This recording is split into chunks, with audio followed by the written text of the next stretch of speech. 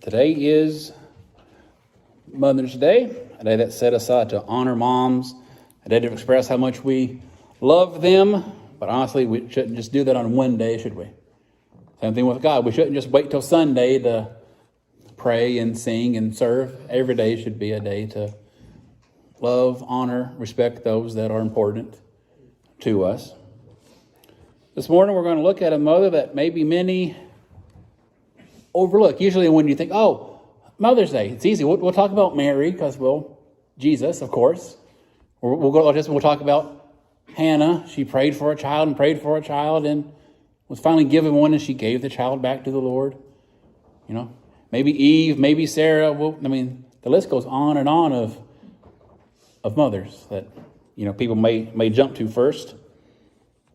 But I don't know how many sermons are given about her or how many books have been written about her. We're going to look at James and John's mom. Unless there's some evidence that points to her being Salome. You may have heard that name or come across that name when you've read the Gospels. It's possible that it could be her, the wife of Zebedee. Salome was a follower of Jesus. She was at the empty tomb. It's even theorized that she might have even been Mary's sister. So if that's the case, James and John would be cousins of Jesus. So it would be crazy to think when Jesus went and called James and John to follow him, hey, Uncle Zebedee, I'm taking my cousins and we're going to go minister. Okay, bye. If that's the case, it kind of makes sense. Who do you start out with? Anything. Family, right? But if it's not her, we may not know who she is, but her story is in here nonetheless, and it's important. Matthew chapter 20, 2 verses this morning. Verse 20 and 21. And then there's a joke, right? How much can we get from 2 verses? There's quite a bit in here. All right. Then the mother of James and John, the sons of Zebedee, came to Jesus with her sons. She knelt respectfully to ask a favor. What is your request? He asked.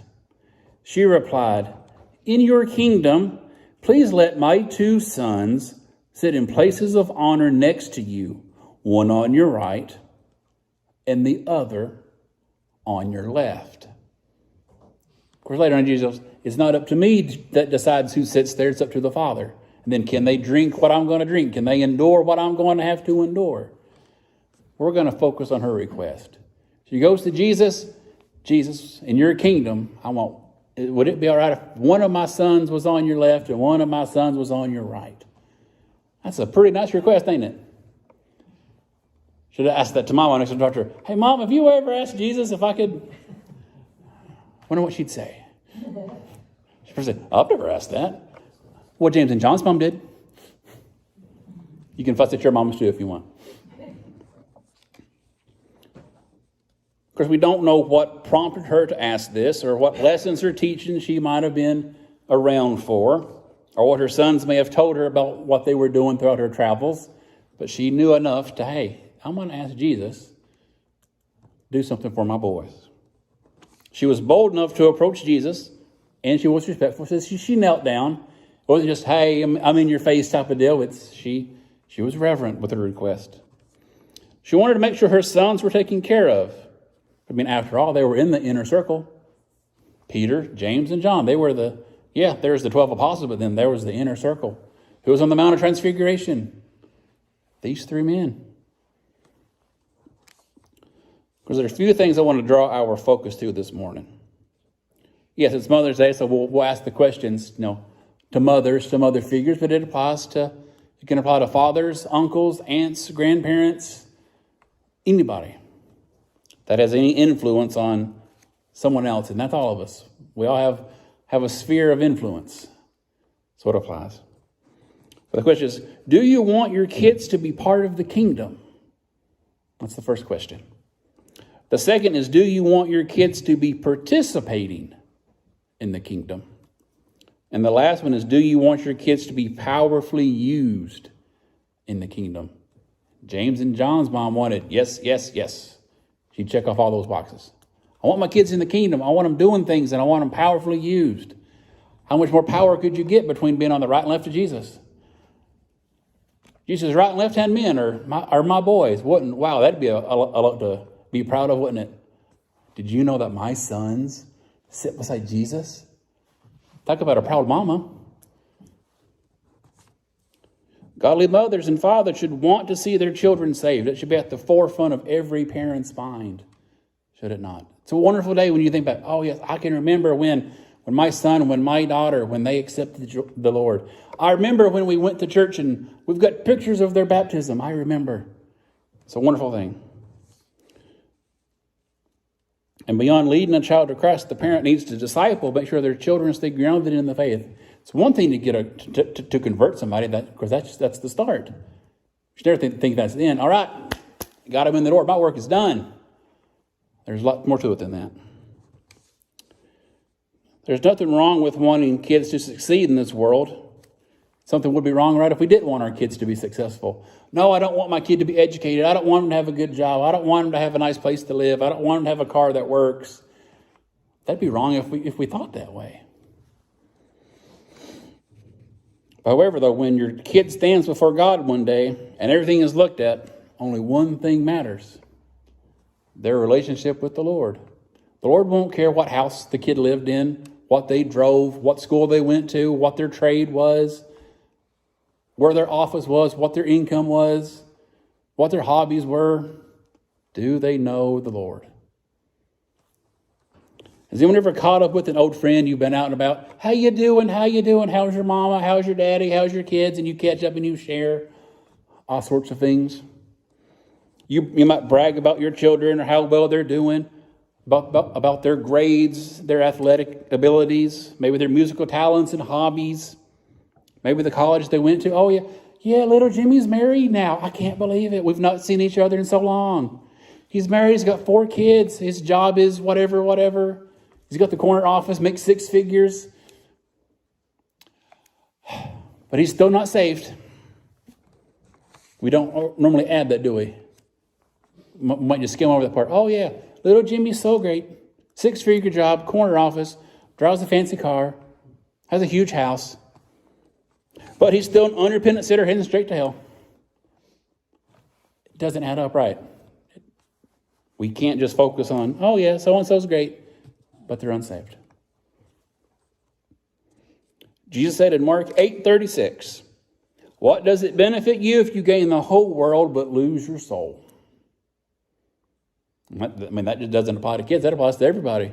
What good is it if I'm world famous, but I'm lost? Who cares if the whole world knows who I am? If I've got 1 million followers online, if I'm writing books and going on tours, and it doesn't matter if I'm lost. And then it doesn't matter if our kids are smart, talented, athletic, musical, friendly, etc., if they're heading to hell. Yay, I've got a nice boy, but he's lost.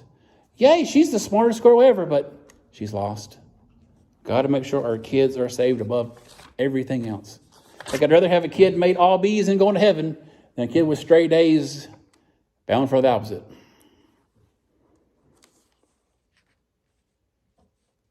Because if you have a child or beyond, to run generations, or you can go nieces, nephews, cousins, whoever it is, you've got to act now. Let them know that Jesus should be their Lord and Savior. But there's no guarantee of tomorrow, and there's no guarantee that anyone else will tell them about Jesus. I'll just wait. Someone else will tell them. There's no guarantee. If you know someone that needs to know the Lord, whose responsibility does that fall on? Whose shoulders is that? You and me. If I know somebody, I need to tell. You know somebody, you need to tell. Maybe we should tell them today. I'll do it on Thursday. What if they pass away on Tuesday? There goes an opportunity. What if I was to pass away on Tuesday? I'm going to meet them on Thursday. Act while we can. Godly moms want their kids to participate in the kingdom. It's one thing to get them in the door. It's another to do things once you get them in. Getting saved is just the beginning, not the end. And sadly, a lot of people treat it that way. They're in the door, they're saved, and we forget about the discipling part. We forget about the being active in our faith part. Once a person gets saved, they have work to do. It's like we love Ephesians 2, 8 and 9. We're saved by grace through faith. We can't boast. It's a gift of God, and that's a wonderful thing. We want to leave off verse 10. We have work to do. Work that was planned for us long ago. God's got something for each and every one of us to do. Some of it may be similar. Some of it may be different. But we all have things to do. We can't ever just think, I don't have to lift a finger for the kingdom. We all have work to do. James and John's mom didn't just ask that her kids get in the kingdom. Oh no, she wanted way more than that. She was, Jesus, could you let my kids just be in the kingdom? That's all, just in the kingdom. Oh no, she went much further. She wanted to be at the forefront, to be center stage, to have positions of power, respect, responsibility. Again, hey, Jesus, you're going to be on the throne, but to your left and to your right, hey, that's a good place for my boys. It should never be done enough just to be in. Far too many sit back, want to receive a blessing, hear a message, and not do anything. That's a phenomenon all over the world.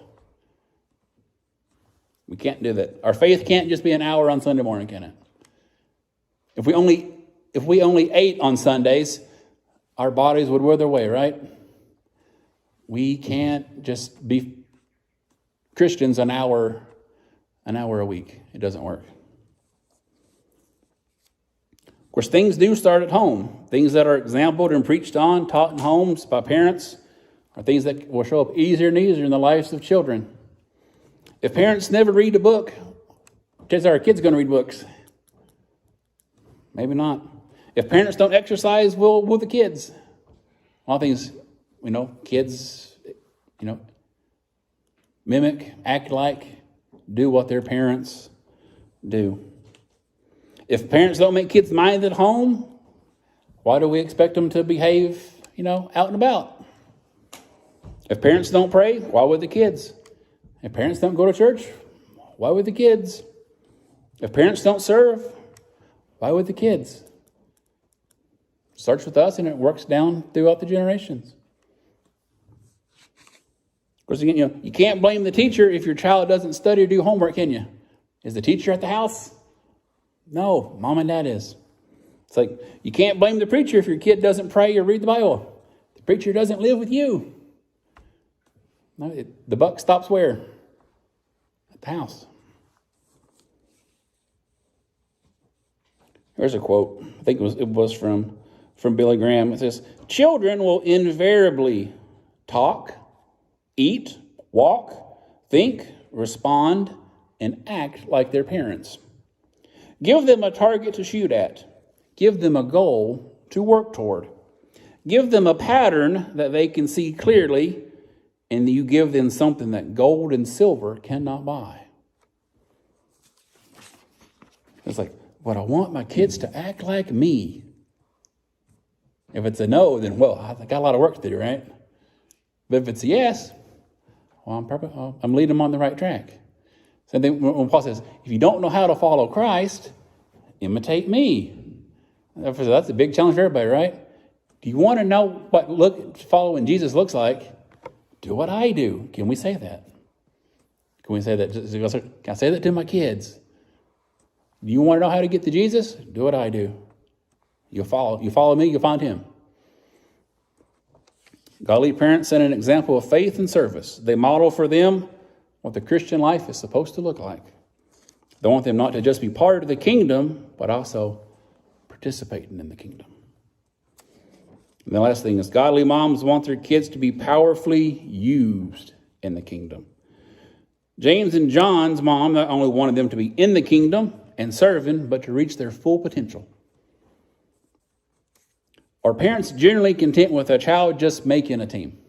Some may be. That's cool. You're on the team. But more than that, we want our kids to be the star of the team, right? We want them to do their best, be their best, have the best statistics they can, play hard. Granted, each of us is given different abilities. Now I'm like, cool, I made the team. I get to play a little bit. That's all right. But everybody's different. They want their kid to start, to be good, to be better. Parents never fuss at umpires, do they? Because their kid was right. No one in this room would ever do that. They fuss at coaches. Why isn't my boy playing? He's better than that guy. Whether he is or not, right? We definitely think so. They may even fuss at other parents. That would probably not go over very well, but it may happen. Yeah. Are parents generally content with just the kid going to school? No, we want them to do better. We want them to make good grades, try hard, and that'll help them out later. They want their kids to have the skills needed to make it on their own. Mrs. Zebedee here had big hopes and dreams and wishes. She wanted the best for her boys. Again, she didn't just ask Jesus to let them in, but she wanted them up front. She wanted them to be where they were supposed to be. And there's nowhere better to be than beside Jesus. It's like, do you want your kids, your friends, your family to be near Jesus?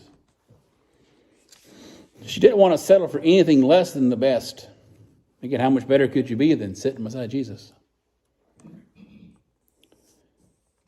Parenthood in general, motherhood in particular, isn't always a cakewalk. If you've raised a young'un, whether for one day or however many years, even if your baby's 30, 40, 50, it's not a cakewalk, is it? Some days might be better than others.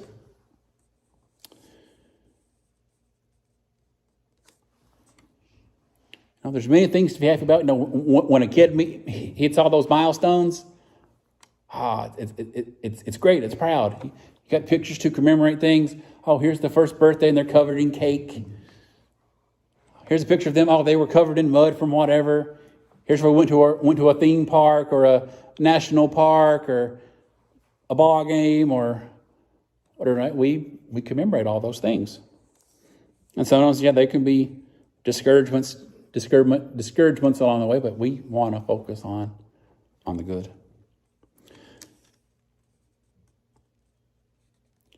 Of course, in the end, whether through all the good, any hiccups along the way, it really matters what a person does with Jesus. Yeah, accolades are nice, trophies on the wall are nice, plaques are good, certificates, ribbons, a fridge full of drawings, whatever it may be. Those are nice. But in the end, those things don't matter. What people do with Jesus. And the people most equipped to present Jesus and model Jesus are who? So if it's mom and dad, it's grandma and grandpa, it's aunt and uncle so-and-so. Those are people that need to be models, need to be as best they can be. Yes, it's a good thing to have quality preachers, quality Sunday school teachers, friends, family, youth group leaders, but mom and dad are the key. Although usually it's like, who gets kids usually in church more times? If mom and dad go, kids go. Mom and dad pray at home, kids are more likely to pray. Mom and dad read, kids are more likely to read. 2 Timothy 1:5 says this, I remember your genuine faith, for you shared the faith that first filled your grandmother Lois and your mother Eunice, and I know that same faith continues in you. Timothy was a believer because he had godly influences in his life. His mom, his grandma, they taught him the faith, and he kept going. So in closing, to all mothers, mothers-to-be, mother figures, thank you. Thanks for sacrificing, for serving, for praying, for loving. Thanks for showing the love of Jesus to us, for letting us know that we need to be active in our faith with him as well. It is the prayers and faith of countless moms, and we can throw grandmas in there, that many of us are still here today. Where would we be if mama and grandma was not praying for me? Oh yeah, we're off wandering, doing our own thing. God, bring them back. We're wandering, and God's working things out to where, thank you. So thank you, mothers, and happy Mother's Day.